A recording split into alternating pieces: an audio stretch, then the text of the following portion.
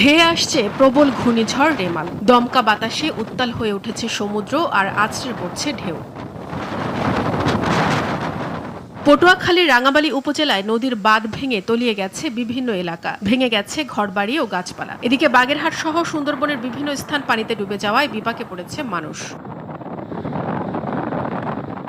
নোয়াখালীর হাতিয়ায় পানিতে ডুবে গেছে দোকানপাট, আতঙ্কিত হয়ে পড়েছে এলাকার মানুষ। বাতাসের সাথে সাথে যেভাবে জোয়ারের তীব্রতা বেড়েছে, এই অবস্থায় দোকানপাটগুলো না থাকার আশঙ্কা বেশি। জনমনে খুব আতঙ্ক বিরাজ করতেছে। বরানোর সাথে সাথে বাতাসও বাড়ি গেছে, ঢেউও বাড়ি গেছে। এখানে আমাদের দোকানপাট আছিল, এগুলো কিছু দেখতে পাচ্ছি না, সব আমরা নিয়ে যাচ্ছি।